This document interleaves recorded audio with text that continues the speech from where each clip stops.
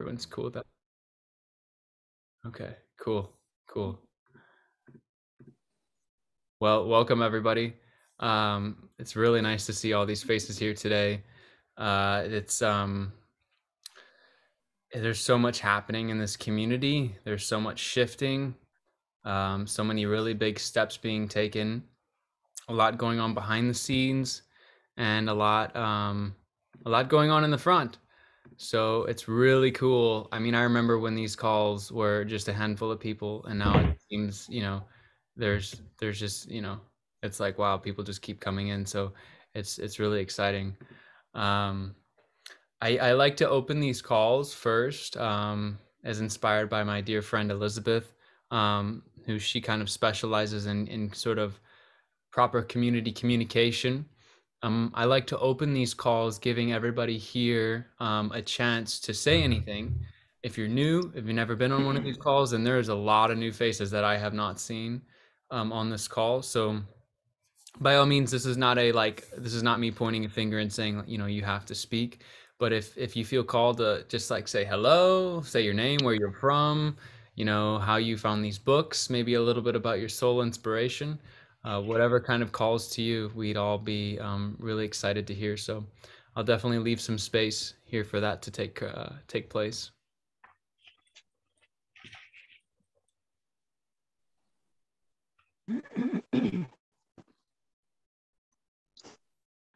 We're new here. My name's Tabitha. My husband Colby and one of our sons is with us. Hi, this is all totally new to us. We heard about the books on a podcast, and we're super excited to kind of delve into it and see what everything's all about. So, hello.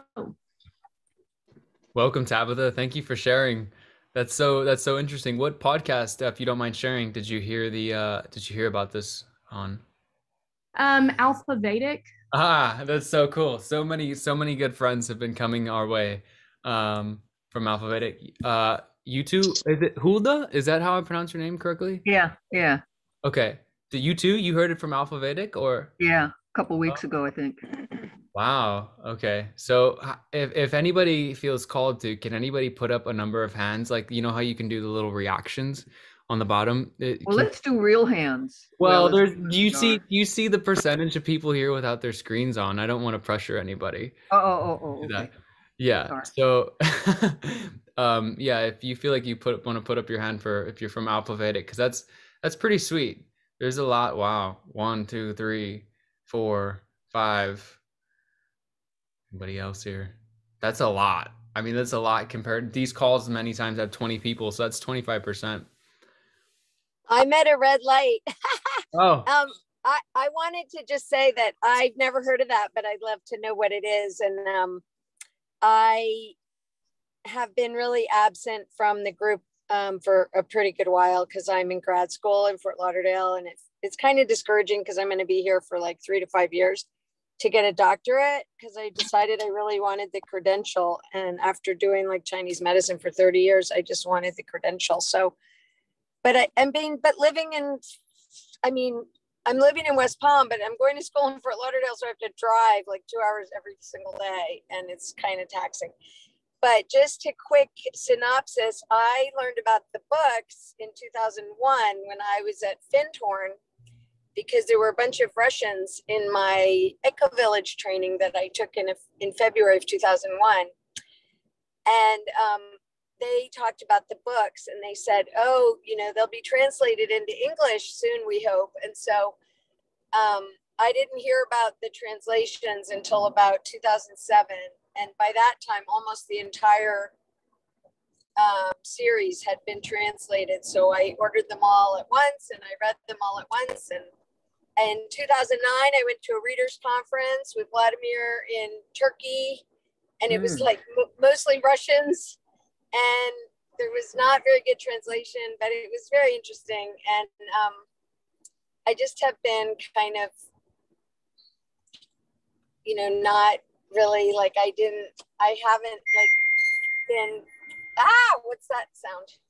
Anyway, I haven't been that like hardcore about like building my kin's domain, or, I tried to start a community, but it didn't really work out. And so now I'm in South Florida. So that's my little quick story. But I'd love to, if somebody could somehow share the link for that group, it sounds like it might be a cool connection. Anyway. Yeah, I already did that. And good.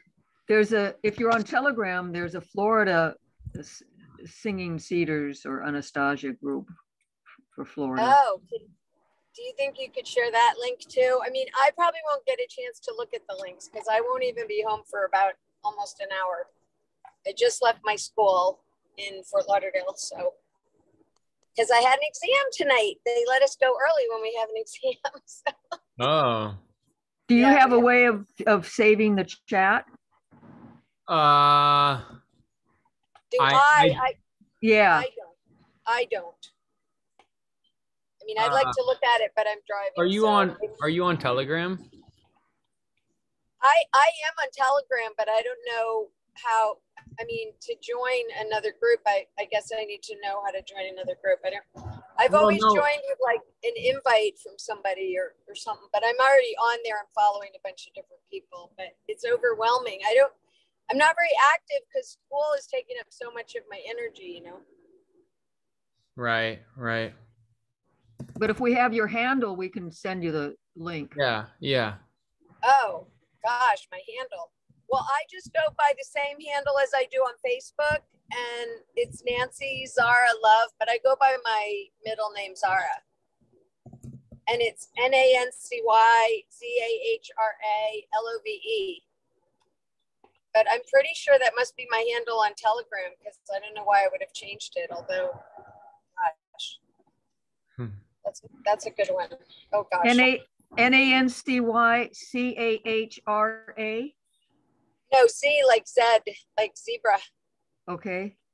C-A-H. Oh, like your name. Okay. Yeah, Zara. Love, L-O-V-E. Yeah, and Zara, Alpha Vedic is just something that you can look up too. It's, you know. Okay, Alpha Vedic. Okay, Alpha Vedic. Yeah, okay, that's cool. Right. Thank you. Yeah, no problem. Yeah, I mean, I could pull over and look at the chat, but I don't know where to pull over. There's not really good places to pull over. That's okay. And honestly, you should probably focus on driving too. That would be the safest thing. That's hard. Well, that's why I had turned off my video, but I think I will turn it off again. Well, thank you for listening, and we know you're here in spirit. Yeah, but I just wanted to share, you know, that I'm not new, but I haven't really been participating. So thank you. Yeah, thank you. Still kind of leaving space if anybody else wants to drop in here and share anything. There's a lot of new faces here. Wait a minute, maybe I should. No. So you got us. Hello. Yeah. Hello. Hello. Hi. This is John. I'm with Abigail up at the top there, and I'm new to not only Ken's domain, but new to this Zoom thing. And we just got introduced to Ken's domain about 2 days ago and looked at it and thought, wow, this is really great. We live on a 3.5 acre property in Vermont, and we're looking, well, Ken's domain just sounds right down the alley of what my wife and I have been talking about for years on our property here in Vermont. So we're just, a friend turned us into this Zoom meeting, and we thought we'd check it out. And we're just here to get educated and find out a little bit more about Ken's domain, and maybe we'll get more and more involved as we go along. So we just wanted to stop in and say hello and tell you we're here, and thank you for doing what you're doing, and we'll listen.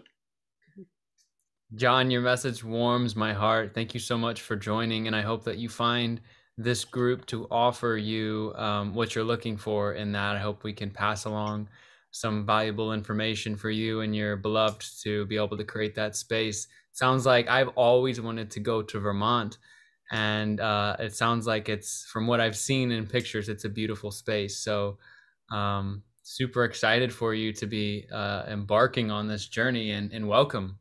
Thank you. Thank you. Does anyone else feel like going here?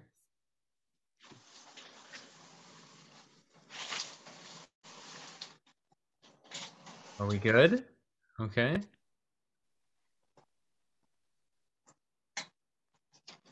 Yeah. All right. Okay. Okay. All right. Well, let's oh. Did you want to say something, Sigrid? Did I say that correctly? Hello, Hello. can you hear me? I can. Okay, yeah, why I'm turning in. So I found out I live in Hawaii. I have a little plot and I haven't started too much planting yet, but I'm eager to do so. And what was my question was the standing of the moon. So when is a good time to actually put the seeds into the ground? So Yeah. I have a moon calendar, but I'm still not sure what days to use. Are only the Earth days good to put seeds into the ground, or are there other Right. criteria? You know, That's like the Aloha. coming moon. Yeah. you have another Hawaii friend here, Lauren. She wants to say hello. Oh, Yeah, I'm on Hawaii. Which island are you on? the Big Island. Nice. Yeah, so you can look up the lunar calendar and Pacific.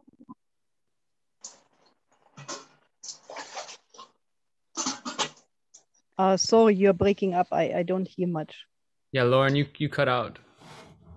Sorry. Hold on. Am I cutting out? Can you hear me? Better now. Better now. Now, yeah. Okay. Yeah, so the Hawaiians have their own lunar calendar. I'm not sure exactly all the differences, but I just know that the farmer that I'm learning from here uses that one. And it says specifically too a lot about which Hawaiian plants to plant under which moons. So you can just Google Hawaiian lunar calendar and you should be able to find it. Okay, thank you. Sigrid, I know generally, because I plant by the moon, I know generally the water signs are the most fertile signs to plant if you're looking for, and generally in a new moon phase. That's generally the like most fertile time, but So that would be today, right?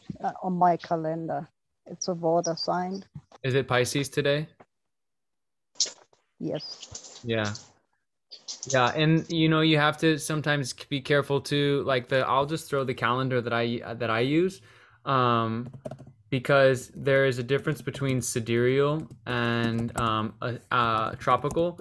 And sidereal astrology actually goes by the actual positions of the planets in the sky, whereas a tropical astrology goes on the theoretical position.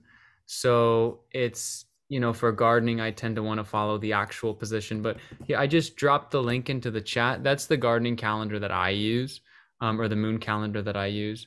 And it tells you kind of specifically when you can plant and when there's a barren phase and things like that. I find it pretty useful. Good. Thank you so much. No problem. And thanks for doing the Zoom. That's wonderful, having a community and people who are trying something new that was original, very old, actually. Yeah, it's an absolute pleasure and a joy, sincerely. Thank you.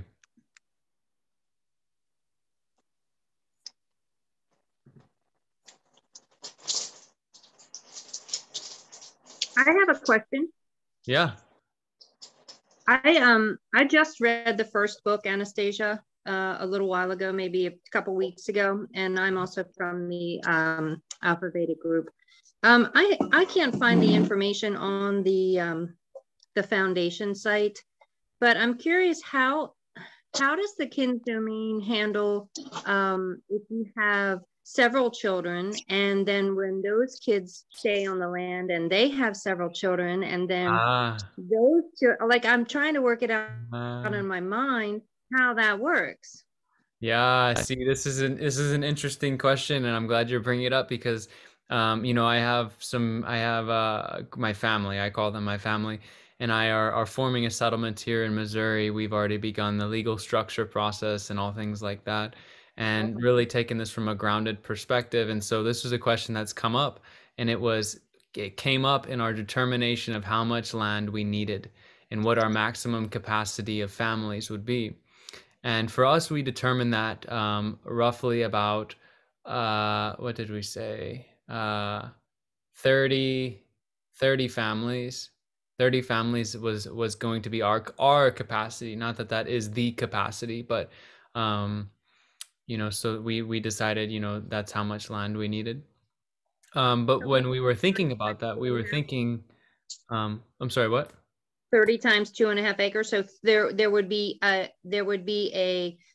2.5 or 1 hectare for each of those 30 families. Yeah, so 2.5 times 30, and that would be 75. And so and I believe that's our number there. I might be loosely stating it, because I think I'm a little bit off. I think we had more like 90 acres allotted to each family, and then we had 60 acres of common ground, which would take up roads, which would take up the community center, which would take up big fields, like say where we want to grow large agricultural crops. I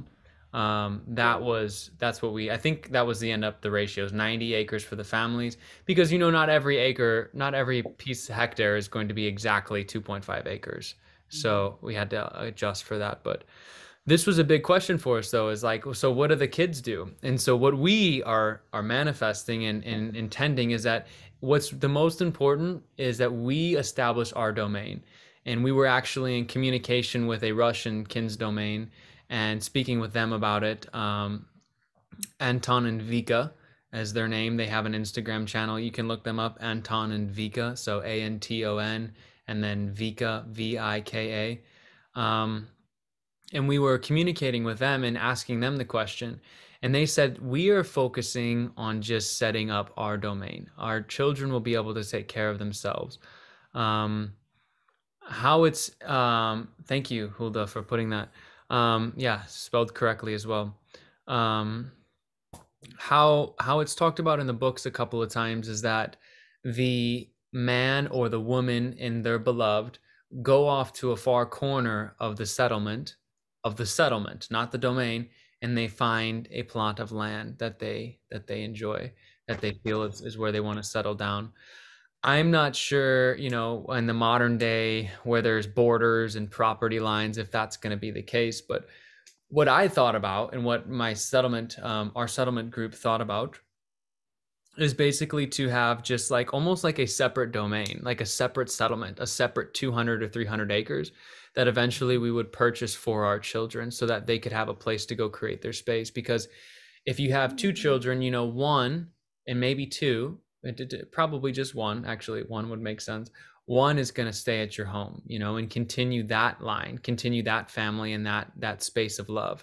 The other is going to have a desire to maybe go off. And then maybe if you have 3 or 4 children, they all might want to go off, so we figured that 1 child would be staying back and then the other wouldn't. So with our math, that would double our acreage. So basically we calculated we needed 150 acres. So we need actually about 300 acres, which is not that large really in comparison to mass agricultural lands. Sorry if that was a long-winded answer, Denise, but that's kind of what we were feeling. Yeah, no, that's great. And I get your perspective where you're coming at it with a group of like-minded individuals all going in and purchasing the land. My husband and I, we have 3 adult children, but they're, young adult children. So no one's married, no children. We have 7 acres. And I was just trying to wrap my mind around how that might, we don't have anybody that we know that would be interested, we don't have like a community where we already have land, but we can't kind of like pick up what we have and move it and connect it with joining land. So I was just curious how that worked. Yeah. Well, it sounds like if you have 3 sons, you have 7 acres. A hectare is 2.47 acres.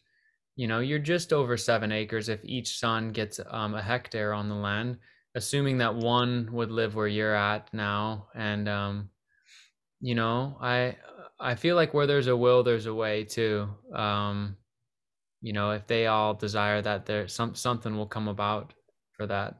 Yeah, absolutely. No, that's really cool. That helps me to kind of conceptualize how this might work out for the up and coming generations and how they could source together the money that they needed to buy.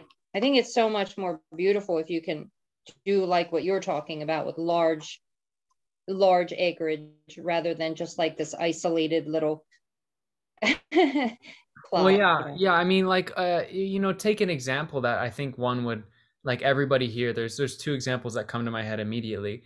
You know, if you have one animal that's generally a herd animal, like a cow, like one cow is gonna be like lonely. Like same with the sheep. Like even commercial agriculture people are be like, you need to get another animal to like keep that one company. Like same thing with a plant. Like one big tree out in the open wants some other trees around. Like it just does.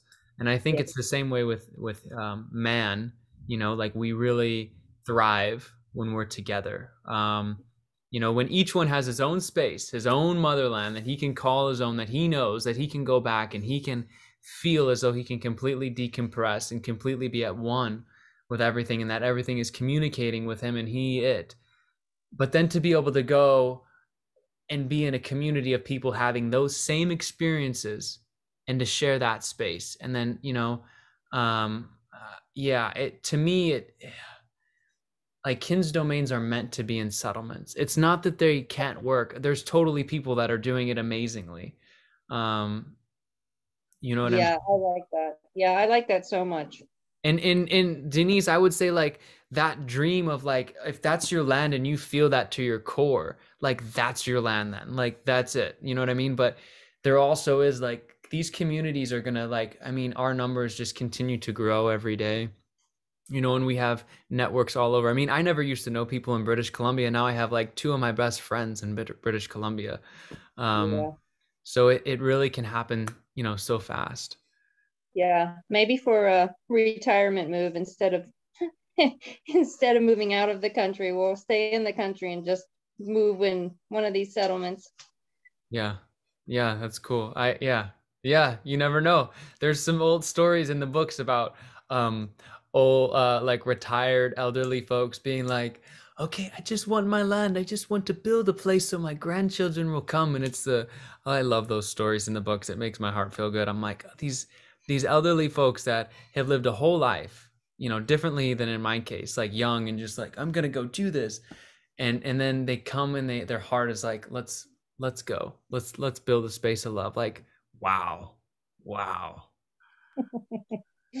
Totally. Thank you, Wyatt. Yeah, no problem.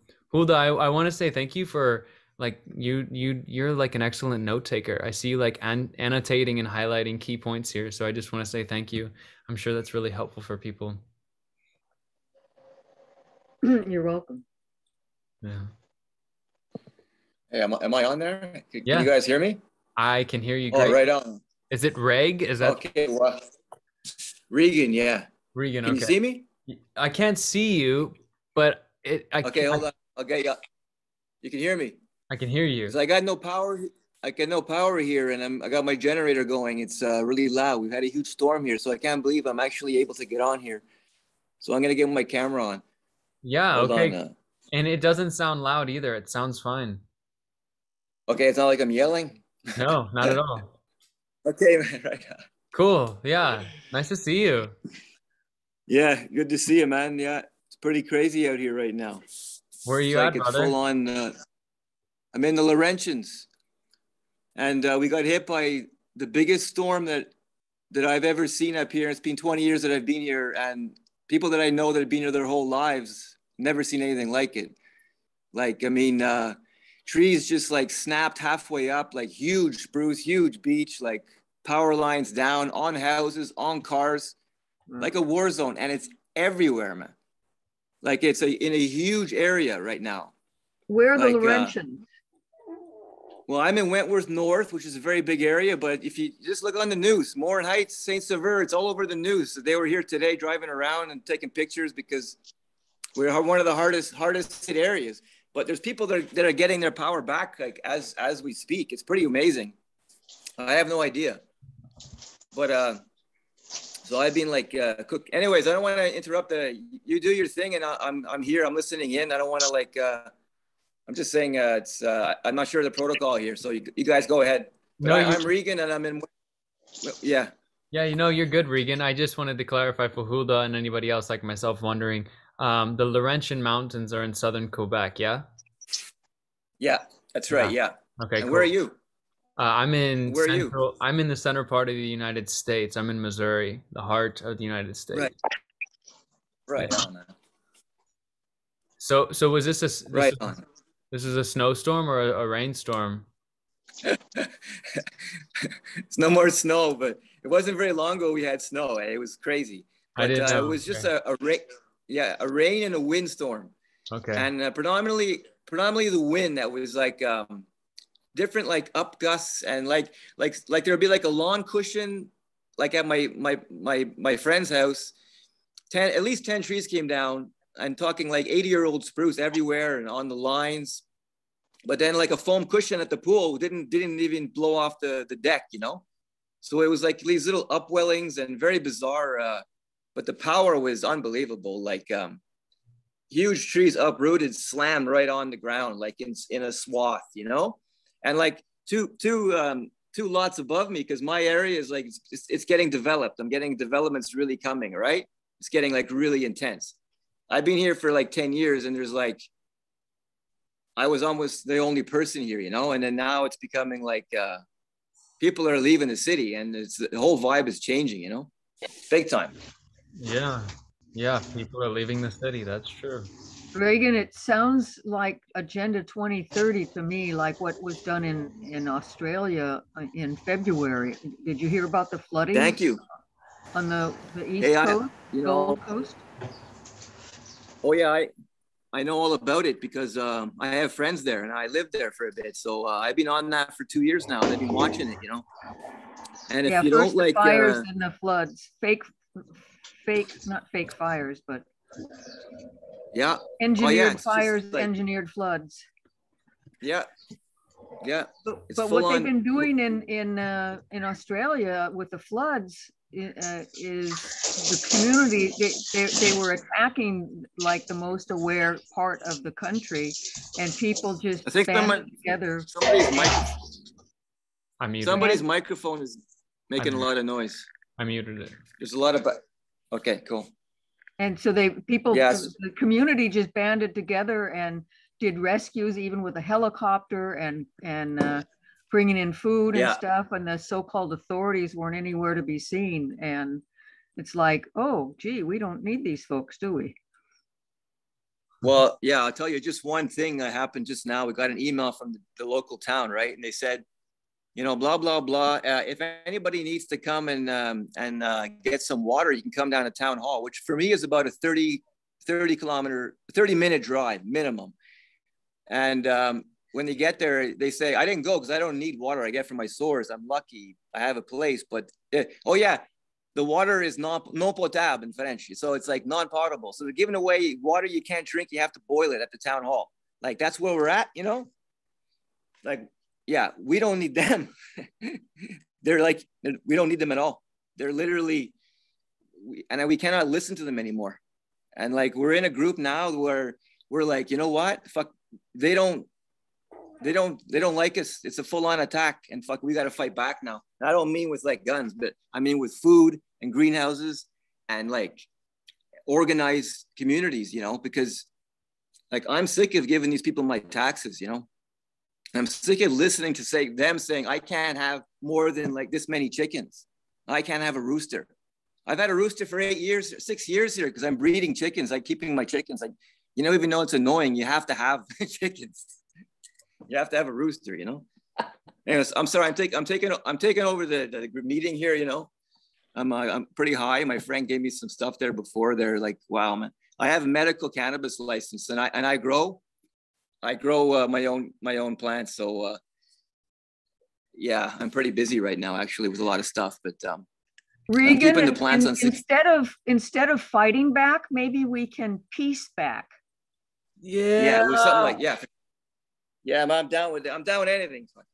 Because what you were talking about sounded more like peace to me, with growing things and taking care of ourselves. Oh yeah, we got to. This is huge. This is huge. I'm so glad you guys are bringing up this topic, because it's something that literally I've been thinking about in the last 48 hours for the majority of my time.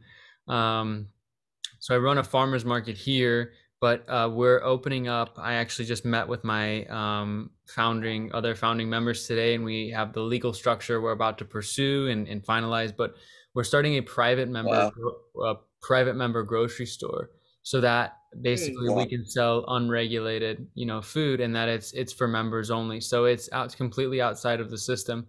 And what I wanted to say was that this is super easy to set up, and if you feel that your area needs it, I would be really more than happy to just share like a blueprint of what we're doing with any of you all, because it really is quite simple to do, and it really doesn't take much, and the demand is there. Especially, I mean, I'm in a Midwest state where there is the demand. It's almost like I kind of have to create the niche, but there's so many other states, especially the coastal areas and different kind of more progressive areas, that are so on board with this. So I just want to extend that out to anybody if you're looking into kind of revolutionizing your grocery system and you feel a calling to be a leader in your local economy and food economy. I would really be honored to share with you anything to help you on your mission to do that. And yeah, thank you, Joyce, to register for the PMA weekly Zoom calls. Yeah, I'll definitely check that out. I've seen these people. Can I just add? Can I just add to that what you offered? And I'll offer my services. You can talk to me about starting a farmer's market, which I did here in my town and ran for 7 years. And I'm welcome to, if you want any questions about the stuff that can happen when you're doing that, when you're breaking new ground. I got all kinds of stories for you, man. And I commend you. It's awesome. It's going to be a wicked adventure. I had quite an adventure, and it was pretty rock and roll because they didn't like it. At the end, they didn't like it. The people liked it, but the municipality didn't. We had to move around. Yeah, we definitely have the municipality. This was my logo. Right. This is my logo. Because I have a lot of shirts there. Marche Fermier Morin Heights. It's a coyote with the carrot logo. Yeah. That's cool. Yeah, the municipality. I'm trying to get you on the big screen. That's cool. Yeah, the municipality is definitely behind us. And I think that it's actually only in the interest of a municipality for its profitability and for its sustainability to be behind this. I think we kind of have this attitude sometimes, and rightly so, right? Because we feel like we have been dishonored.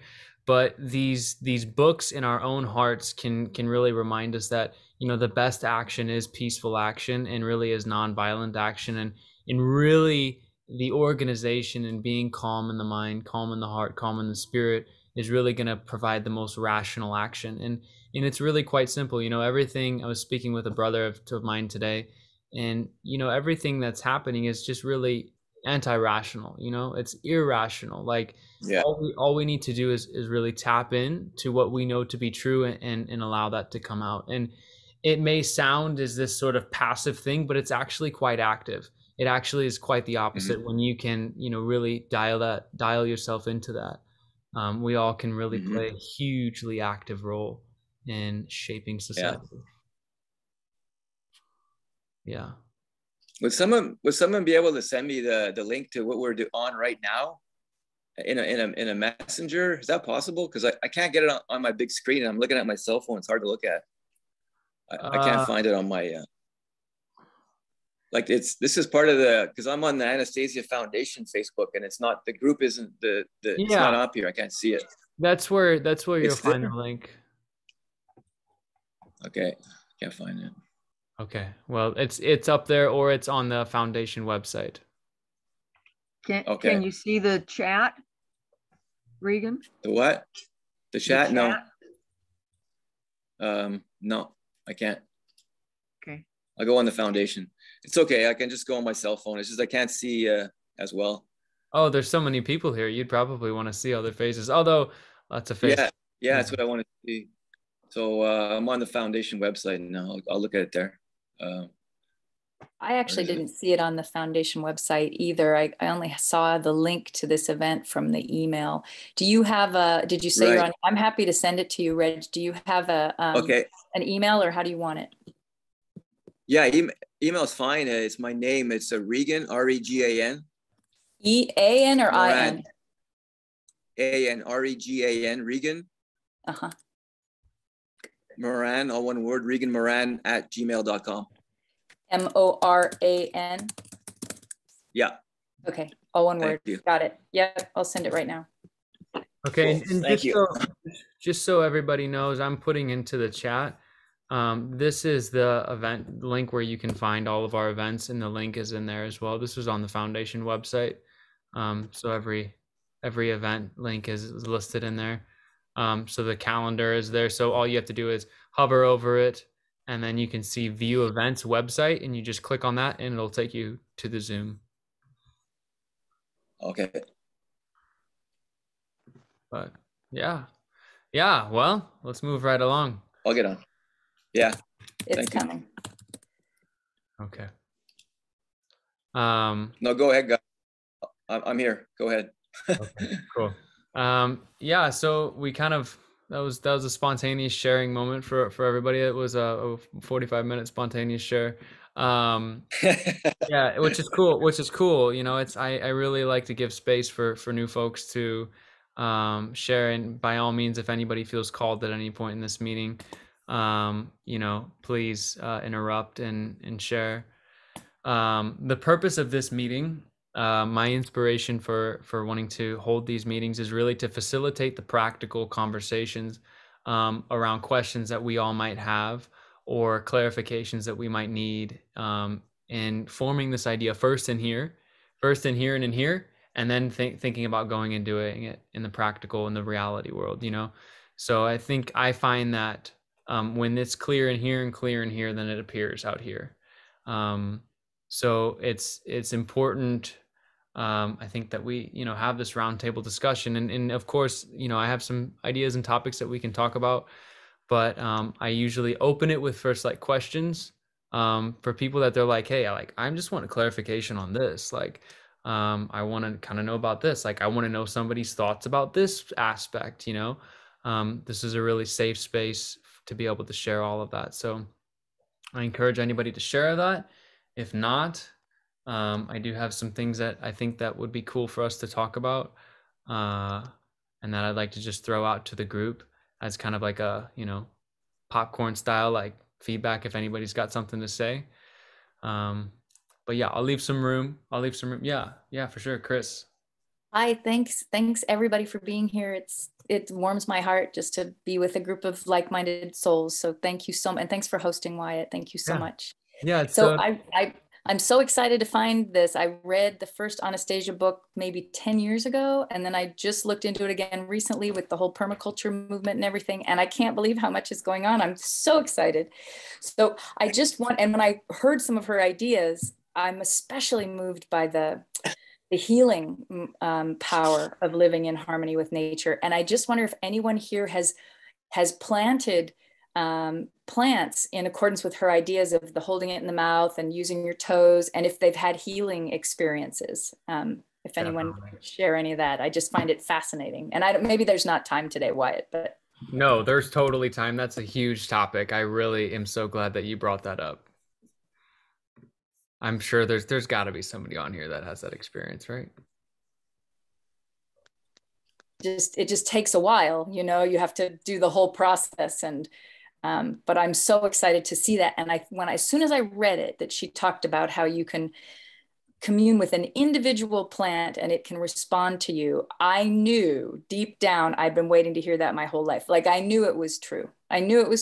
I could feel it, that was the truth. So, but it's that commitment, and I haven't planted anything. I have some like lemon seeds that I put in my mouth, but I don't have anywhere to grow them yet. And so if anyone has anything to share on using the plants for that personal healing, I would love to hear it, because I think we're coming into a time where a lot of people are going to need profound physical healing. So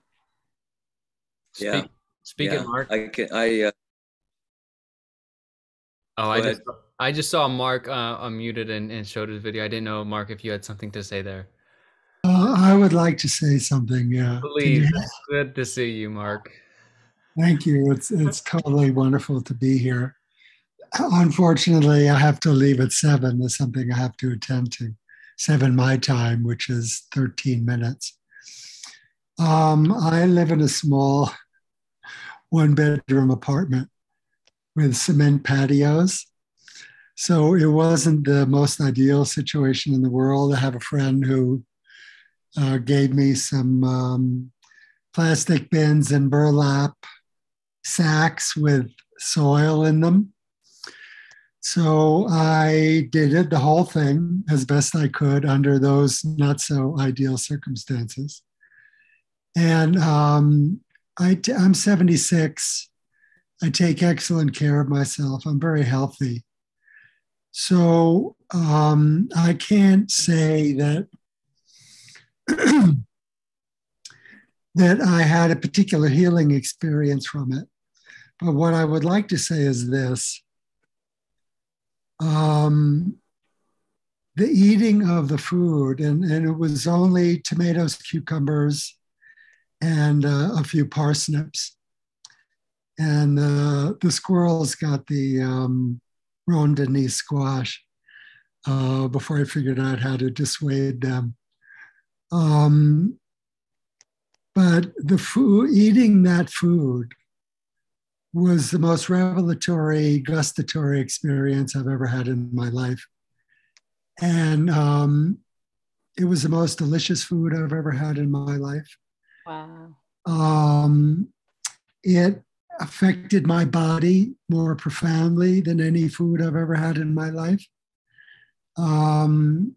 It was like, especially the first few cucumbers, which were the first, food that I got. It almost like it swept through my body like a tsunami. Like, this huge wave of, oh my God, this is food. Like I had never really eaten food before. And I've had some delicious food, in France and all kinds of other places, in the tropics and in the South Pacific and the Far East and all the rest of it. But this food was so patently, obviously, what my body wanted and needed more than any other food I've ever eaten in my entire life, that it blew me away. Wow. It was exquisite. Wow. Thank you for sharing. And that's what I would say. It felt like it nourished me more than anything I'd ever eaten. But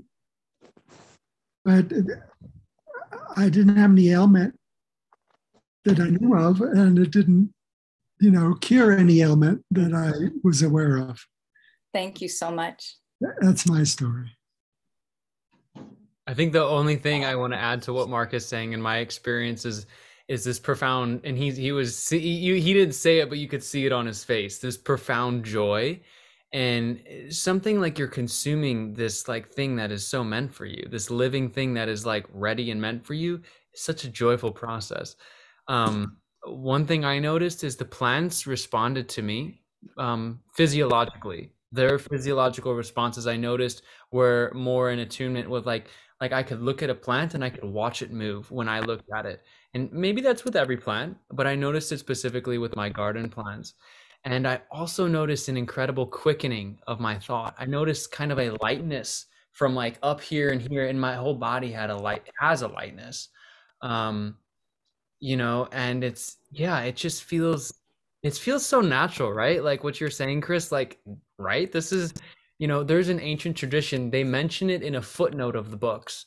But when a person would go in ancient times over to somebody's house and somebody would say, have a grapevine, and they would feed them those grapes, that person would wash the feet of the guest as they came into the house, take the water and go and pour it over the grapevines that they were later going to pick, or whatever vegetable.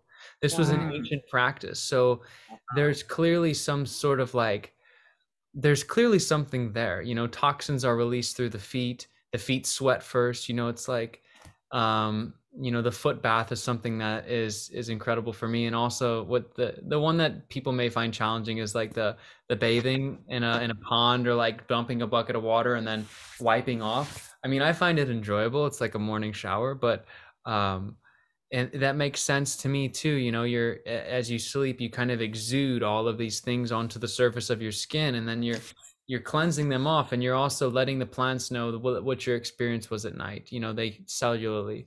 So it's huge. I highly recommend everybody try. Literally, you can do it in a garden box. If you own a home, or if you own, that's a really pretty bird. Oh. A pigeon? Yes, she's my family. Can't see. She came to my home injured, and I took care of her. And now she every day spend time with me and sleep with me. Oh, what? That is so amazing. Cool. Yeah. Yeah, she just came around, so I put her on the table where she always eats something with me. How beautiful. That is so Thank awesome. you. Wow. So Wyatt, you were saying though that anybody can do it, and this totally. even in a urban environment, you know. Yeah, so you need to have soil. So you can't do hydroponics, you can't do soilless or aeroponics. You need to have soil.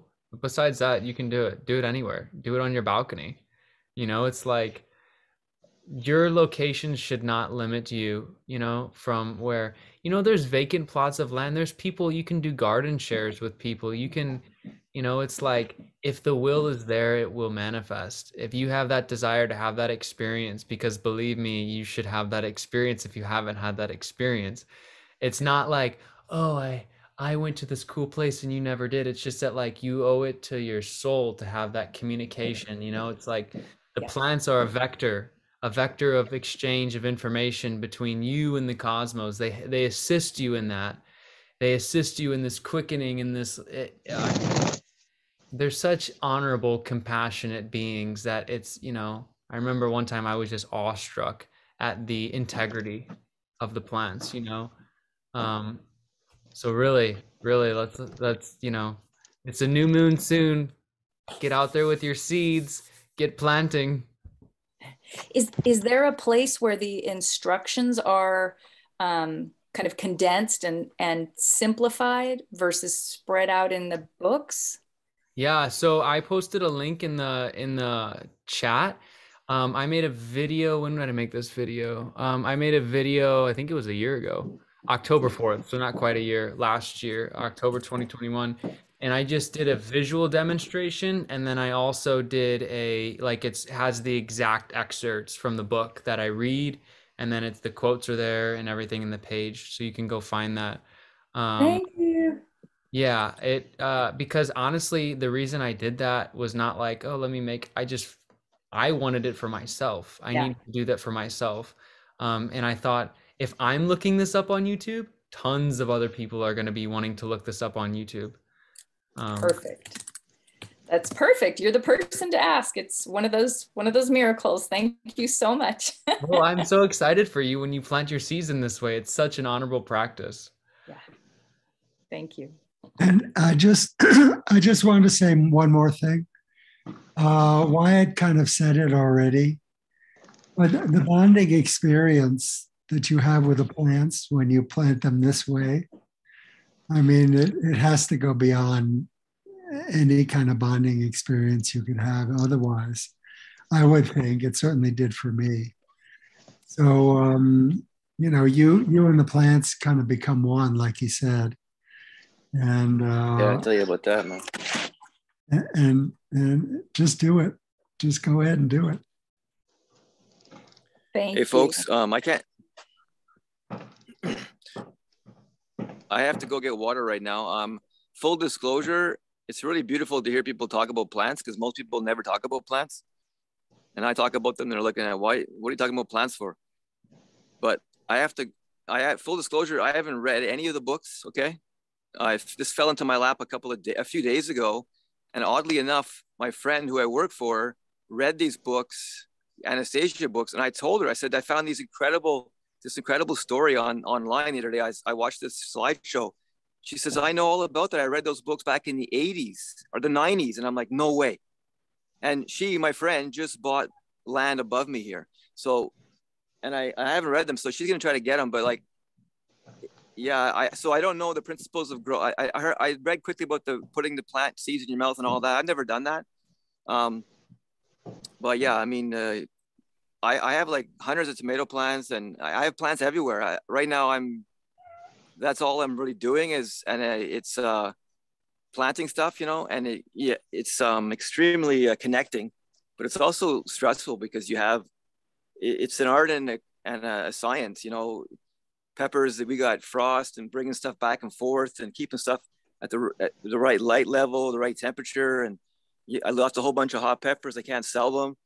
So like I'm trying to make also some money with plants, off plants, with plants. But I really want to join more of these meetings, and anyone can reach out to me. If I could reach out to you guys too, it'd be really nice because it's quite isolating up here. I have a very tight crew, but it's still pretty lonely sometimes. So, but I'm going to check out because I have to go get water, and I have to drive down the road, and it's too dark, and I have to go into a source to get water. So pure mountain water, keep me alive. This stuff is like, and don't worry about not having anywhere to plant stuff because I got tons of space to plant stuff, but I plant it within a little square, right in front of my house as close as possible because it's so hard to manage a huge area. I mean, and it just becomes like a polyculture, a chaotic madness, which is okay. But like right now, a comfrey is completely taken over the back of my garden, but apparently my friend says sheep love to eat it. And my next step is getting some kind of dairy livestock here. So I got to check out and go get some water. Peace out. It was really nice meeting you people. And please, whatever. Well, we were connected now. Love you. Bye. Bye. Bye. Thank you. I gotta leave. Bye. Okay, bye. You have something to say? Yeah, I wanted to say something about putting seeds in my mouth. I heard about that first, maybe a year ago on AlphaCast, which is the podcast of Alphabetic. And so I did it, but I didn't know that there were other steps. And I just heard of those recently when Gabriel and Wes were on AlphaCast, except that they left out the step, which I just heard in book 1, I was listening to, of don't water for 3 days because it'll wash away your saliva. Huge, important. So then I had the thought, because I was thinking, okay, then I heard about washing your feet at the end of the day. And I thought, I could use that water and put that on the plants, except that I forgot to do it, but it's not too late. I'm sure it's been 2 days since I planted them and I can recoup. Yeah, and she has a line in there, and I've been struggling sometimes to understand it, but the line goes, in the absence of watering, I believe she says, I'm getting it wrong. I gotta just check. I think she says an early planting is better than a late planting, and I never quite understood. That sounds familiar. What that meant. After you plant the seed in the ground, in no case should you water it right off. The planting must be done on days appropriate to the vegetable, moon planting. It's not a good it's not a good idea to pull up all the weeds growing in the vicinity of the sprout. Yeah, right. At least one of each kind should be left in plates. The weeds can be cut back. The weeds should not be disposed of completely as they have their appointed function. Some weeds serve to protect the plant from disease, while others give supplemental information. Yeah, I don't even like the word weed. It's silly. They're beautiful plants. Do you know they do so many amazing things? So many are edible too. Yeah. I have lamb's quarter all over my garden, and I love it. It's beautiful. Yeah. I just heard that the word weed is a marketing term to sell us poisons. Makes sense. Right? The whole idea of it, the whole idea of a weed was just propaganda, Right. Yeah. You know, she says too, the only other things I just want to mention, you know, it's like, it's not necessary to plant a whole row of cucumbers, tomatoes in this manner. Just a few plants is enough. It's important to be barefoot or to be softening things with your actual hands and feet. You know, you're not wearing like all of that kind of transmits. In the absence of watering, a premature planting is not as harmful as an overdue planting. So I think she's speaking about like the days of the moon there. In the absence of watering, a premature planting is not as harmful as an overdue planting. I've sometimes struggled to understand that language there, and that might be a translator's thing because it just isn't very clear to me. Kevin said in the chat, is the idea that watering plants with foot washing water, that the plants will then produce the factors you need to keep you healthy? Yeah. The idea, Kevin, that the unspoken idea is that plants are these sort of like co-regulation, I'm not going to say mechanisms, co-regulation beings. Yeah, right. That are able to take in supplemental information about the human body. And then basically their appointed function is to serve man. So their appointed function is to help heal the man. You know, it's like kind of takes plant medicine to a whole new level. Like we all have this like plant medicine is entheogenic substances. And, you know, it's like, well, I don't know. I mean, this plant medicine could be your cucumbers, you know, it's like, you don't, you know, it's just, it's interesting. And there is actually some scientific precedent for that immediate biofeedback. They've found with mothers nursing the babies that when babies are human mothers, when the babies are too young with for their own immune system to be formed, they've found that if the baby is somehow exposed to something that the mother is not, and then the next time the mother takes the baby to the breast, her body gets the biofeedback in real time from the baby at the breast as to what the baby needs, and her immune system produces it and gives it back to the baby instantly. So it's that same mechanism that's happening in the human being that resonates for me is happening with the plants. So they know what we need. They're getting the biofeedback from us, and then they produce it to help us. So it's this beautiful symbiosis that, like I said, I've always known. I just didn't know that I knew. You're right. It just feels right. You know, it's like, yes, that's how it works. Yeah. Yes.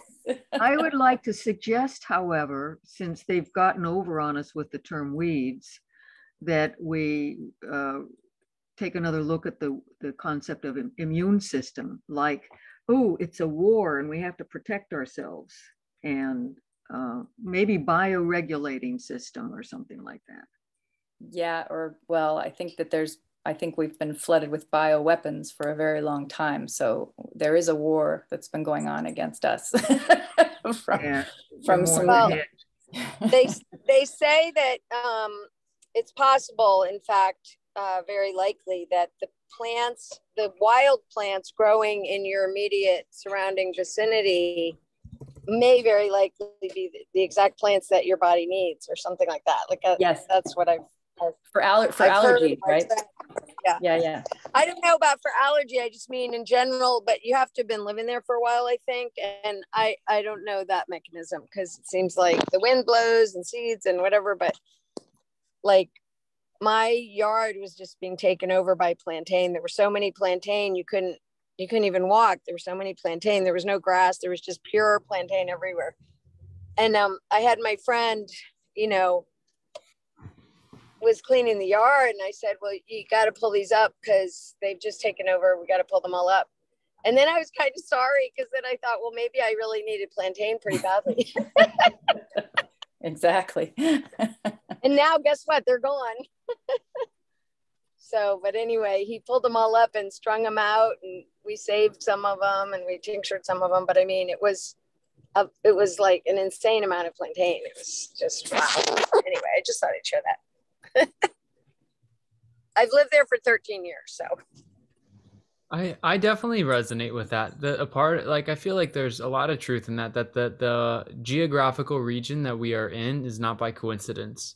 I think is all that your remark is saying, you know, that like our locations and the proximity to different natural things, you know, be it, you know, mountains, trees, water, streams, oceans. You know, like when I lived in Oregon, I really felt like I was supposed to be by the ocean for a while. And I felt this connection with the ocean. And when I parted, I felt like I had done what I needed to do, and the ocean did what it needed to do for me, and for that area. And when I'm back here now, I feel that it's the same way. I feel like and I think everyone here, I know everyone here is acting as kind of energy vortices for their specific area. You know, like you guys are conductors of something good. I want to honor Sylvia. Has her hand up. Did you want to say something? Yeah, just in that same vein, it was noted, I live on Vancouver Island in British Columbia, Canada, and if anyone here is familiar with ghost pipe, it was actually on quite the decline due to overharvesting, and it looks like a mushroom, but it's not. It's a chlorophyllous plant, and the first year of COVID, when everything just stopped, that we had the most abundant harvest of ghost pipe that year that we had in a very long time. And that particular plant is used for trauma and pain. So it was really interesting to see my environment react that way. And people that are paying attention were not shocked by that fact, but yeah, it was really interesting to observe nature kind of provide the medicine we needed at that time. Wow, that's amazing. Wyatt, I'd like to respond to what you said about the antigenic reactions that occur in my studies have involved food and relationship to how we eat it and everything. And I found a profound piece of information since the beginning of time. Everything in existence contains a foreign protein lectin. And this is in place in order to not be eaten out of existence. So if you have, like in the dinosaur days, somebody coming in or dinosaurs coming in, and they would have grazed everything and everything would have gone away. But because of these foreign protein lectins, it's like they get cut off from it. It's kind of like if you own a dog, they can only eat so much and then they don't want to eat anything else.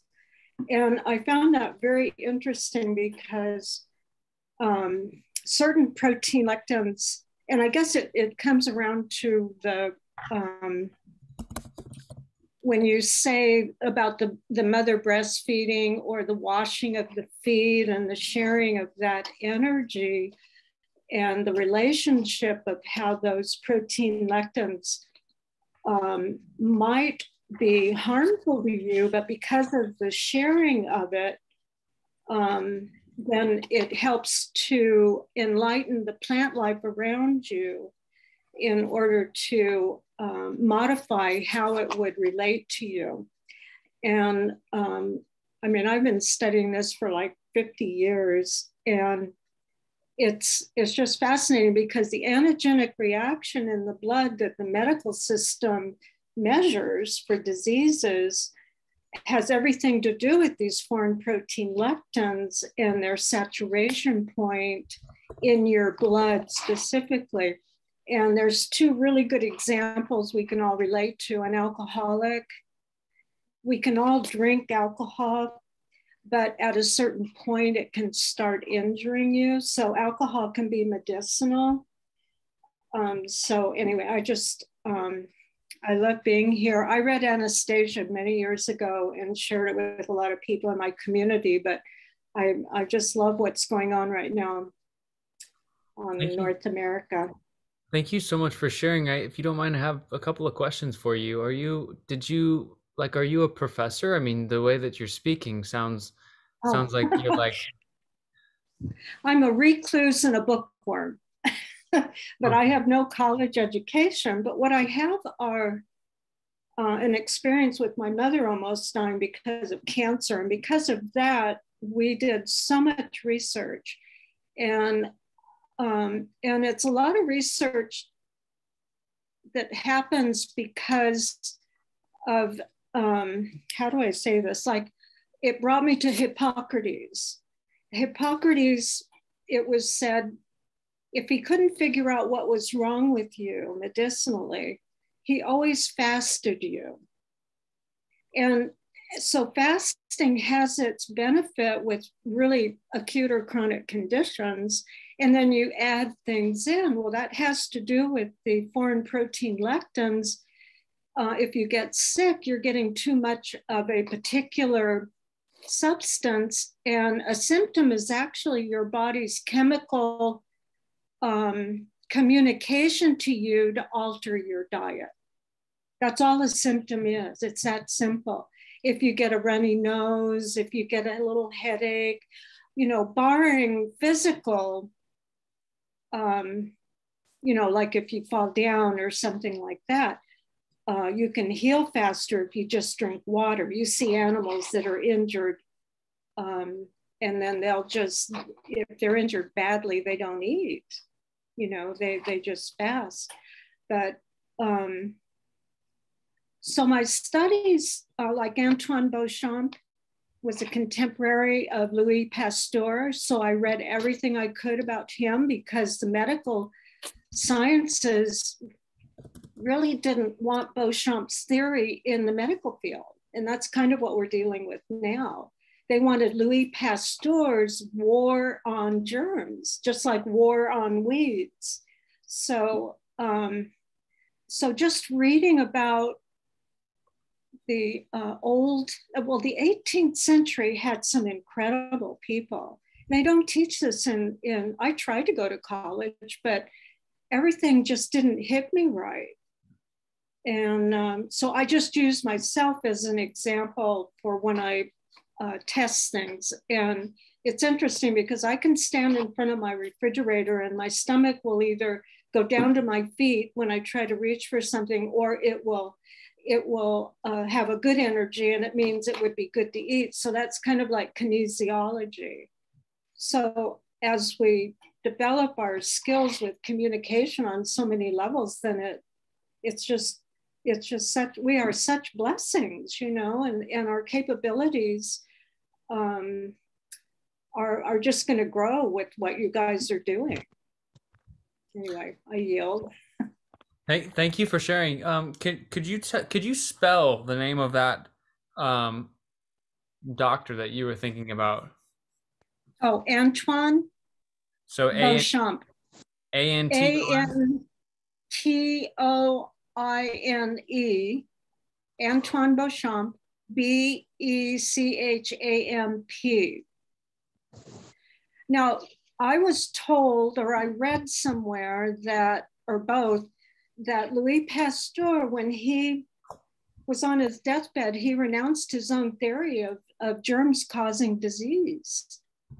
Germs are the result of disease, and disease or disharmony is the result of an overload of foreign protein lectins, which create the antigenic reaction in the blood that Wyatt, you were speaking of. And sorry, I'm gonna research these things. Anogenic is just ANO, anogenic. Antigens. Oh, antigen. I got you. Yeah, antigens. Antigenic reactions in the blood is what a doctor is measuring, and those are the result of foreign protein lectins getting into the system in an overload. So a symptom is just a chemical response, like diabetes is a chemical response to too much of a particular type of antigen. And now it's going to be, or foreign protein lectin, but that's going to be different for different people. So you just have to investigate what you're eating a lot of and then just rotate it. It's not, I'm writing a book and it's called All Diets Work. And it's based on this simple philosophy. So you can be ketogenic, you can be a carnivore, you can be a vegetarian, you can be a vegan. My niece was a raw foods vegan chef, and she had to have her gallbladder removed. And you know, she goes, Aunt Dee, why is this happening? And I said, well, honey, you're getting too much of something. And if it's the gallbladder, you know, the gallbladder deals with fats. So she overuses cashews in this particular case, you see. So just like we can't categorize weeds the way the commercial industry wants to categorize them, we also can't categorize all organic food as being perfect all the time. And that's why we have seasons, you know, so eating within the season and then rotating. And I don't know, I may be going overboard here, but no, not at all. I have definitely had things to add to that, but you're speaking the truth here. Yeah, Anastasia books jumped me into a whole new level energetically. I haven't really been able to perform in that way because I work with a lot of people, you know, and I haven't really been able to kind of get my own domain set up. And but it's okay because, you know, it's like life is doing me. I'm not trying to perform life, right? So what was I going to say? Anyway, did you have another question, Wyatt? No, I just yeah, this is a lot of like really good information. Yeah, really good information, and I feel like book it doesn't really matter right now, but there's a space that speaks specifically about seasonal eating. The wise men of ancient times were able to understand. That's why in Russia there's the festival of the honey and the festival of apples, because they were able to do calculations that showed that it's not that it would harm the human body, but that the substances would not have the most effect on the human body if consumed before these days. And you know that every plant had a sequence of ripening that corresponded to the human body that needed it at the correct time. You point out the fact that even the dandelion, young dandelion grains are more beneficial raw, but the older it gets, then you should cook it in the leaves of it in order to lessen the antigenic effect it might have on you. So plant life has its different stages on how one can enjoy them or prepare them over a long period of time beneficially. Small amounts of anything isn't going to hurt anybody. In fact, they say a little bit of poison actually keeps your immune system good. You know, like the apple seed has what's it called? Arsenic. Arsenic. I was going to say arnica. Arsenic. A little bit of. I love chewing a little apple seed once in a while, but I don't sit down to a whole bunch of apple seeds, or even the apricot kernel, just a small amount, and you chew it so that it's like water. In other words, you don't swallow it bulky, you just let it disseminate and allow it to do its job. So anyway. That makes me laugh because somebody gave me, it was just super expensive from Blue Mountain Sky Organics. It was this organic, I mean, it was priced, I think, $25 or $30 a jar of apricot kernel seed butter. And it was so delicious. But somebody told me later, they're like, you know, there's kind of some stuff in there that if you eat a lot of it, it might not be good. And I was like, well, the jar's gone now. It was really delicious. But yeah. All jokes aside, I think this is really important information. And it's kind of, honestly, how I look at it is science is merely catching up to what all of us already know. And science is always going to be playing a game of catch up. Always. It's kind of the degree to which the lens is, you know, the telescope. It's like I was describing it to my friend, my brother, dear brother, who was thinking about continuing with school. You know, we both, you know, have finished a degree, and then he was thinking about doing more. And I'm like, let's just look at the system though. You know, like really what the system is looking through life like this. And then being like, we can know everything about this circle, but it's like, how can they actually know the full relationship when they look at it through a small lens? Like, you have to be just like completely open to it. And you can't be, you know, book 4, you know, our father says, you know, no amount of analyzing of the mind can figure things out totally and completely. You know what I mean? Yeah. I also found through my own practice, because I've done, you know, severe things just to see how the body would behave. And the cleaner your blood flows, the more your ancestors will speak through you. It's undeniable. It's beautiful. And I think Anastasia speaks on that too. Definitely. Definitely. So yeah, so most of my life is about emptying my mind. Yeah, exactly. So that I can be a conduit instead of, you know, I used to be a bull in a china shop. I thought I knew everything, you know. I lost a lot of friends. Yeah, I feel that. It's very nice to feel just like you can trust that everybody knows the same thing. You don't need to, what do you need to tell somebody? What do you need to convince them of? They already know it, you know. In fact, your need to convince another is just your need to convince yourself. There you go. That's exactly right. So thank you for letting me share. Thank you for sharing. This has been a phenomenal share. I have so much research to do now. I leave here usually with a notebook full of like points I'm gonna like go home and like research about. Exactly. Yeah. Yeah.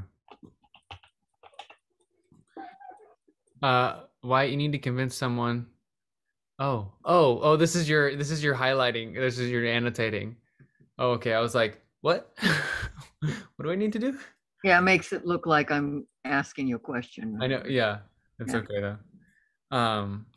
Thank you for doing that, Hulda. Yeah, exactly. Thank you. Super helpful. Thank you. It really is. It really is. It means a lot. This is such an enjoyable call. I was so looking forward to this call all day. I'm like, I can't wait to do this call. I didn't know why. You know how like that's how we work, right? You know, sometimes you can just feel excitement and you're like, I don't know why, but I'm excited, you know. This is because like last week I think there was like Mark was with me. There was only, or 2 weeks ago, there was like, I don't know, 8 people, or like it just, you know, it feels like really communal. I feel the energy of everybody else. So it really is it's really an upliftment for me. Well, there is one thing I want to say about that. I really think that when the emails go out, there are a whole lot more people than when the emails don't go out. So I was thinking I might volunteer to send out the emails in a timely way. But it may have been completely irrelevant to that. I don't know. Well, the only reason we hopped on is because I actually just signed up for the emails like last week, maybe. And so that's the only reason why we even knew it was happening. So that was super helpful.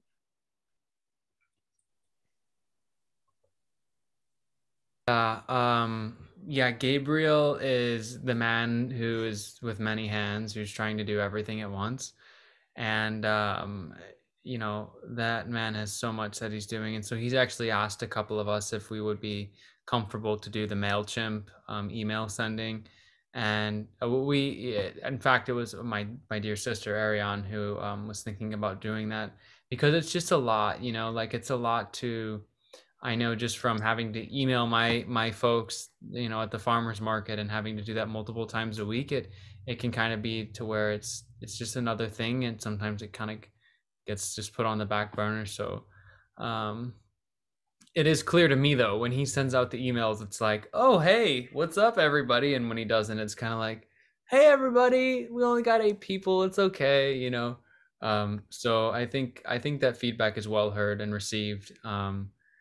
And yeah, Mark, I think Gabriel is, and he's looking into an assistant and things like that. If you feel called to reach out and offer that to him, by all means, I'm not a barrier to that. So at this point,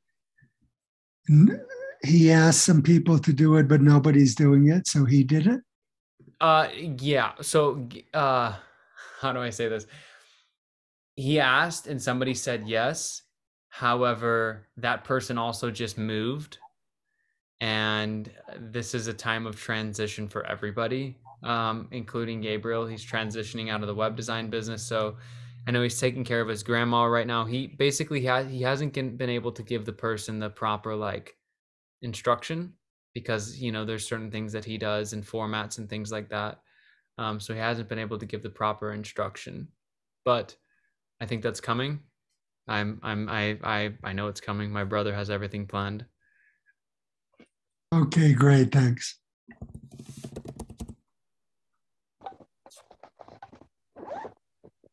Before we part, I would love to share one of my songs from my We Are Nature songbook.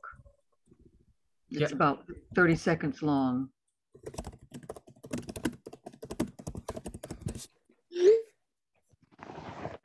Please, please. Okay, it's called The Pea Train.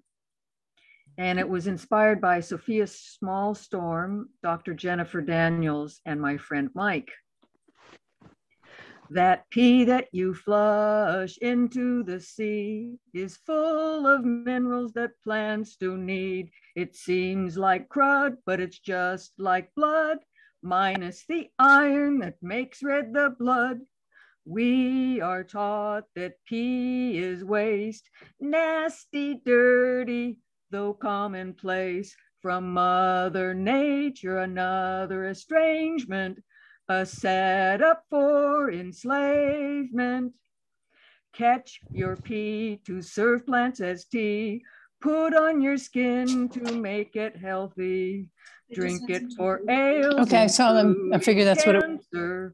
Your pea may be, your pea can be the answer.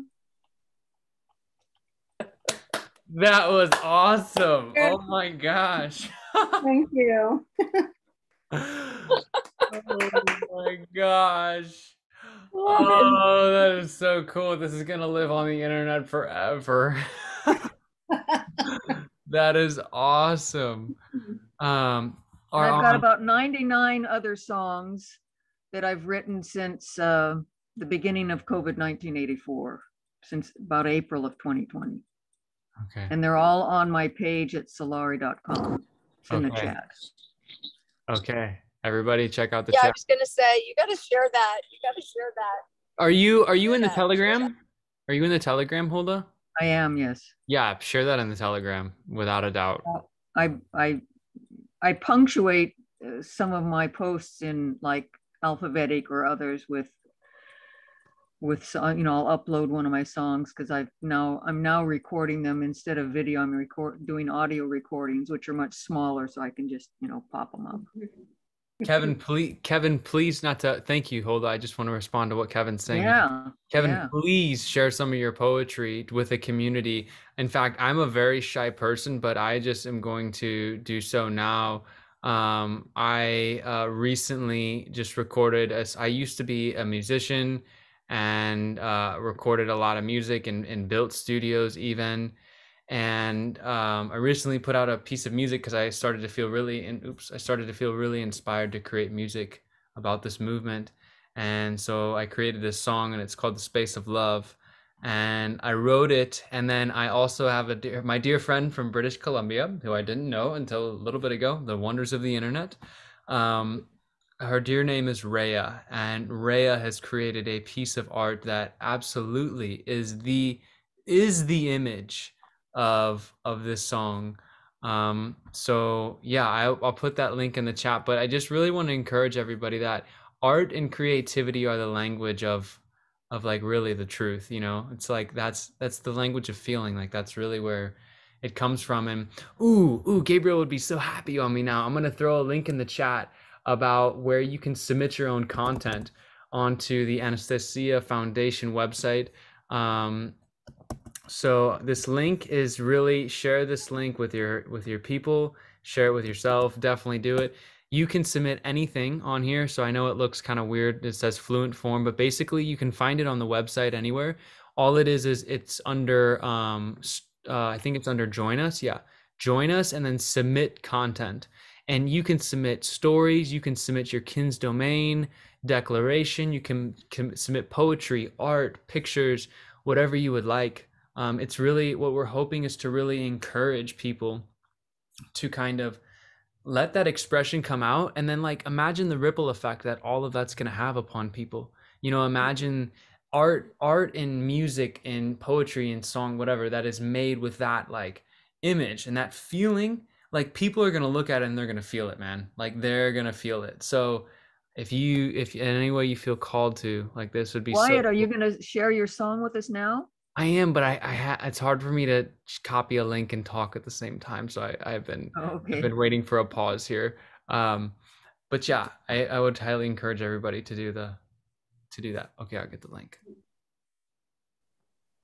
The fluent form, is that it?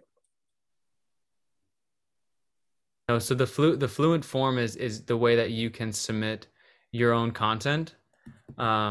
This is the link to the song that I put out. It's my personal channel.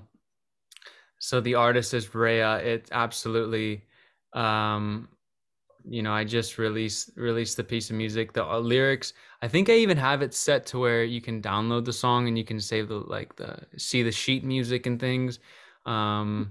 So yeah, I really encourage everybody to do that. It's such an amazing thing. Art will save the world. Marie is right. Art will save the world.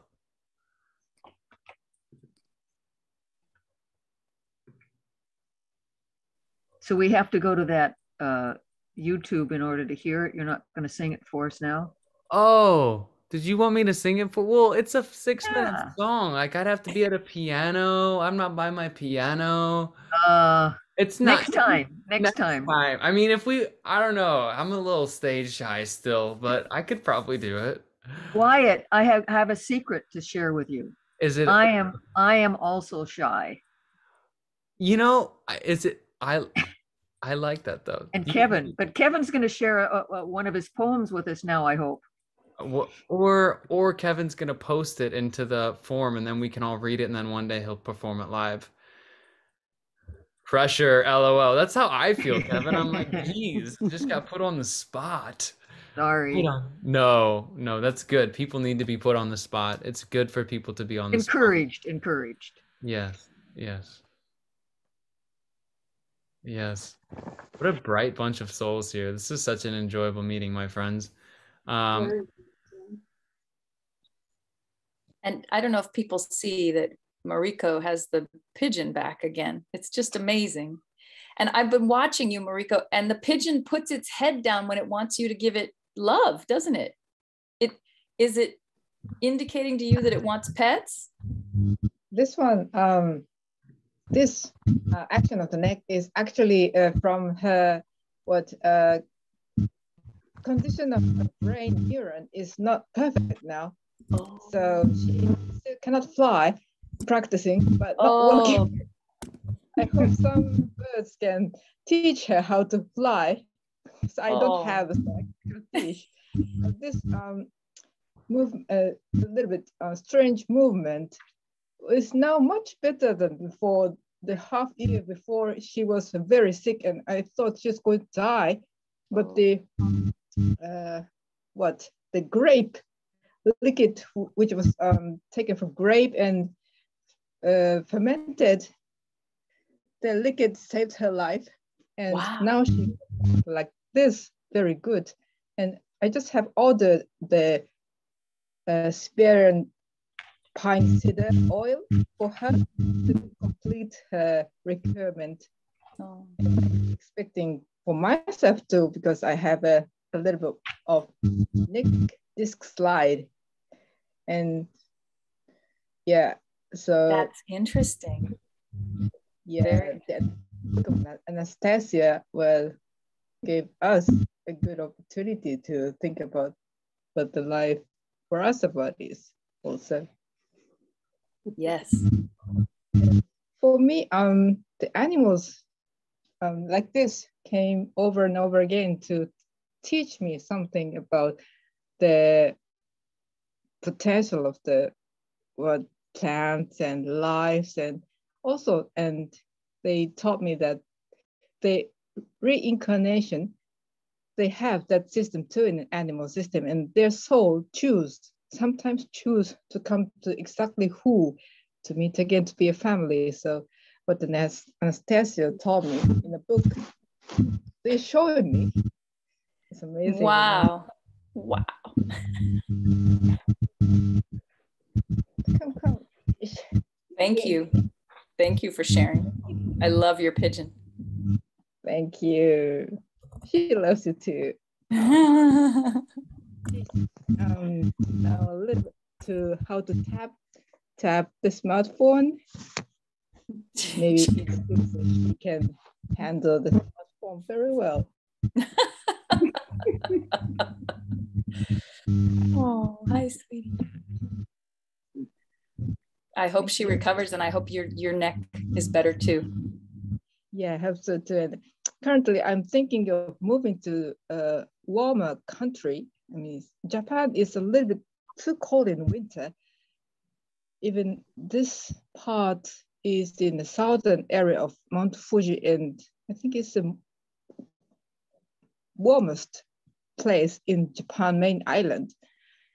But still, I have a little pain, and well, I'm thinking of why this pain came to me in my life to deliver me to another proper place for me, or should I do something for this?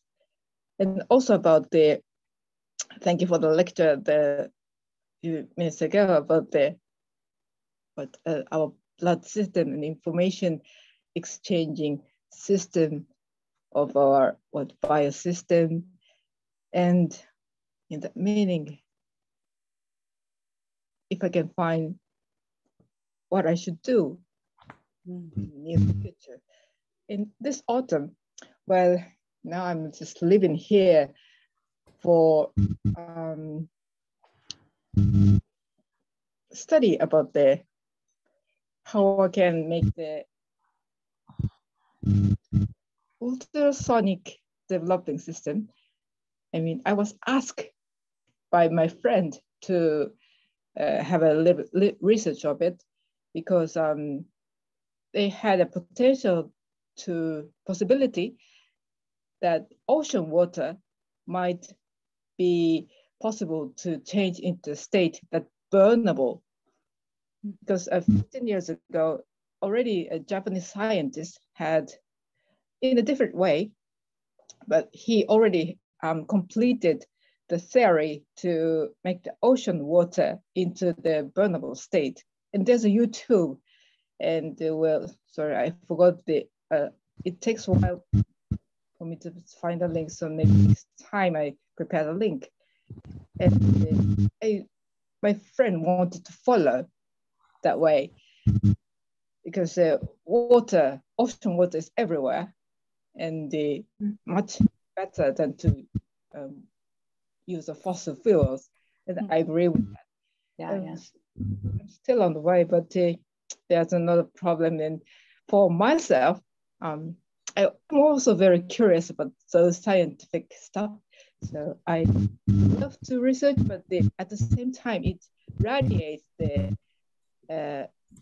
electronic magnetic fields, very strong one. And I'm also very sensitive against those kind of energies, and those strong signals of radiated signals in the air make our muscle very weak easily. Yeah, it also makes my the disc slide pain very badly. It was amazing to find that. Well, even if I think that I came to prove that those kind of phenomena really exist in my body. And well, so I hope that you're guided. Yeah, I think you're on the right track, you know, listening to your body. And I love the way you think, you know, that the bird is, there's messages, you're being guided in many ways. So I hope you find what you're seeking. Yeah, maybe you need to go somewhere warmer and plant a big garden, a kin domain, you know. Actually, I want to go somewhere a little wider than here. Japan is a nice country, but everything is really narrow. And thank you. Yeah, thank you. Mariko, so did you say that you're very sensitive to the electromagnetic frequencies? Yes. So it's funny because I just did a research paper on this, on what electromagnetic frequencies can do within the body. Oh, really? Yeah, I just wanted to share some of the amazing things that I learned. So EMF radiation releases the heat shock protein within the brain, HSP. So HSP is released when you're in a car accident, when your house is on fire, when you're super stressed that you might, you just might stop breathing, So EMFs trigger the brain to do that. EMF frequencies reinforce the sympathetic nervous system, so the fight or flight sort of nervous system. They build up charge within the body, static electric charge, physical measurable static electric charge. The clear remedy is grounding, and that was the sort of thesis of this paper, was the effects of grounding and a qualitative sort of like look at them, and are they valuable? Is grounding real? Which, I mean, we all know here. Listen, we all know that grounding is, you know what I mean. The Earth is an amazing thing, but from a scientific perspective, think about this. So the Earth and the human body share an electromagnetic current that goes through them. So the moment that your feet touch the Earth, there's a transfer of energy that's measurable from your body to the Earth, and it discharges the excess charge in your body. So immediately, like that, all the excess charge from the EMFs is discharged into the Earth when you ground. The Earth also shifts your body from the sympathetic to the parasympathetic nervous system, which is the rest and digest. And correct me if I'm getting that wrong, guys. Did I flip them? I don't think I did. Parasympathetic is the rest and digest. That's the unconscious, sort of like calm, relaxed one, I think. Yeah. Mm-hmm. Yeah. Thank you so much. There's research about that. That's amazing. Yeah, there's a lot of really phenomenal things that the Earth does for us, and that artificial frequencies don't do. They don't do good stuff for us. No. No, not at all. Hey, she's got her feet on the ground. Yes, Sigrid, got your feet on the ground. I see that. There you go. I saw that. Yes, yes.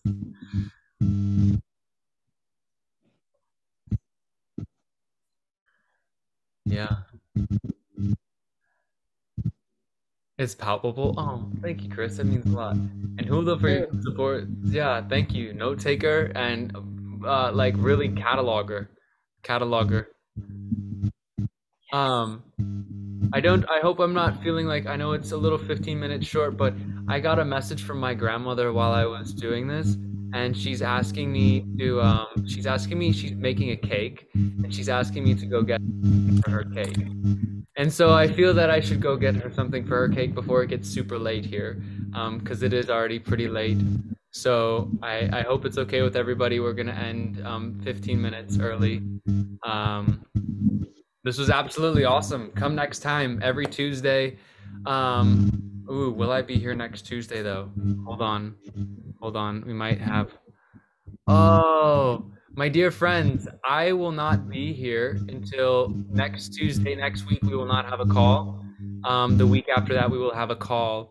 I am going and doing a 2-week permaculture design certificate to get an in-person one, because I've done the online ones and the advanced one. Now I really would like to go get the on-farm experience. So I'll be gone for 2 weeks doing that. So I won't be here next week, but the 21st. of June, we'll see each other. Okay. Summer solstice. Summer solstice, guys. We're gonna celebrate together. We're gonna celebrate together. Wonderful. All right. Thank you. Thank you guys so much. This has been super enjoyable. This will be up on YouTube soon, so if you need to rewatch anything, and send me the link about the study of the permaculture, because I want to learn it. And I was looking. Yeah. Okay, hold on one second. Let me copy this one message from a gentleman here. Yeah, I'll send the link right now before I go.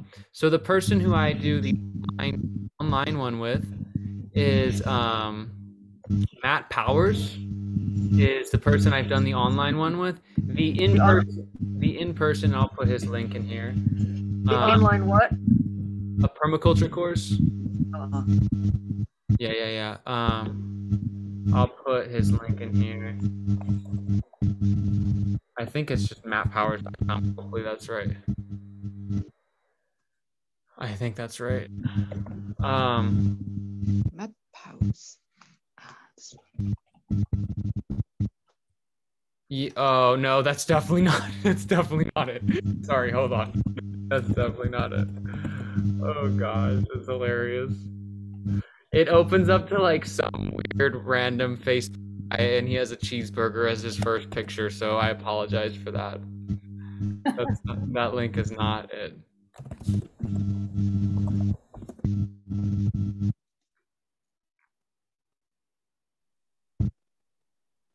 I think this is it here. Yep, this is it. Okay. So, this is the one I'm doing that I've done online. And then this is the one that I am doing in person. This is in Missouri. This is the in-person one. So, super helpful. Permaculture design. Don't go to college. Get a permaculture certificate. That's all you need. Is there an email address we could reach you at? Reach me at? Yeah. Yeah, I can throw my email in here. Yeah, why not? I had a foundation email, and then unfortunately that email server got shut down. So I'll throw that email in there. Yeah. Gosh. My grandma, I think she needs my scale. It's a scale that I used to weigh out dry bulk food. And I think she's making icing or something, and she needs to have the ratio. It's my brother's birthday, so. Well, thank you very much. Huh? Thank you very much. Yeah, thank you everybody for being here. I really appreciate all of your energy and your spirit. I am so uplifted right now and so enjoy. Yeah, Hulda, I think this is actually a really interesting idea. If definitely put your song link in the chat, but having a PDF of the chat after every call or somehow linked is a really good idea that I don't know if you just mentioned or if that was me just extrapolating from that, but that's a really good idea.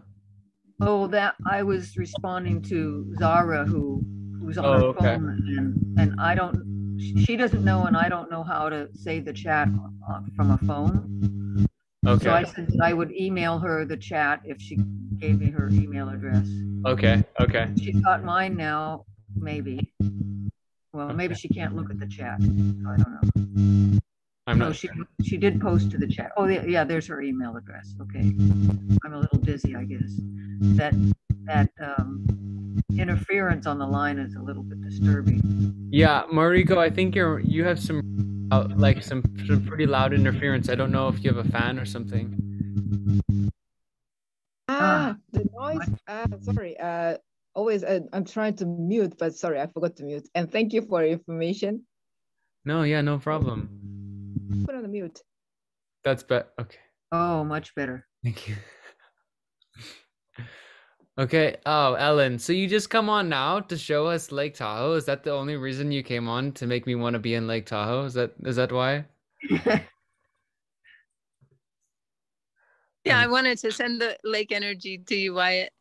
Where's your permaculture course going to be? In Missouri. So I'm finishing the online one, but the in-person one is in Missouri actually. Is a gentleman who moved from California and had a very successful permaculture institute there, and then started it here in Missouri, which Missouri's happening, man. Missouri's happening. I'll have to get there. Where in Missouri? Lebanon, Missouri. Is this Ruben coming in? No way. Oh, it's hard to go now. This man is an interesting man. Ellen, I think you were with us that one day. When if I'm thinking this is the same gentleman, long beard. Remember that, Ellen? Were you on that call? And we did that whole like hour, 2 hour long like sharing. Yeah, that was good. I don't see another person adding, but I could be. No, yeah, there. yeah. Here, I think this is the same. Ruben, is this you? Perhaps. It is a Ruben. Yeah, Oh, a I'm Ruben. very late. Okay, sorry. We were thinking that that you were a friend of ours. Well, you're still a friend of ours, but we had a call with a Ruben. We'd had a call with a Ruben, and we have not seen a Ruben in a long time. So, Okay. Yeah, my name is Ruben Hebert. I'm from Alberta. Yeah, it's my first time. Very new to this group here. Oh, well, thank you for joining. We are sadly just getting ready to kind of sign off, actually. We started what time is it at your place? 10-2. 10-2. Yeah. We've been on since. We've been on nearly 2 hours. 2 hours. Right, yeah. But I was asking him like what Ruben. Oh, you're muted. Yes, it is almost 8 o'clock now. Okay. I put them on my calendar and forgot to add a reminder, and so I was out planting a tree when you all were starting the meeting, and I just completely forgot about it. That's okay. Ruben, that's the best of excuses. Yeah, that's okay. I actually would prefer you be planting a tree than be here, to be quite honest. So thank you for planting a tree. Yeah, well, that's what I was doing. So, well, thank you. Well, glad you could join for the last minutes. Yeah, we always, it's hard to leave these calls, but I'm gonna go ahead and go. Like I said, my grandmother needs some ingredients to bake her cake. So you all for being here. Everyone. Bye. Thank you. Bye, Ruben. Hope to catch you the next call. I won't be here next week, but I'll be here the following week after that. So hope to see you there, my friend. You said the 21st. That's 3 weeks from now. Yeah. Sorry, you're right. Yes, no, that sounds good. I'll keep checking. Okay. Is this meeting recorded? Can I watch it later? Yes, this is going to be up on YouTube. Yes. This was a really fun. This was a really fun call. Definitely worth a sit down with a cup of tea. Okay. I'll do that then when I see it. Alrighty. Thank you, everybody. Thank you for all your insight. I will. Bye. Thank you. Enjoy cake. Bye.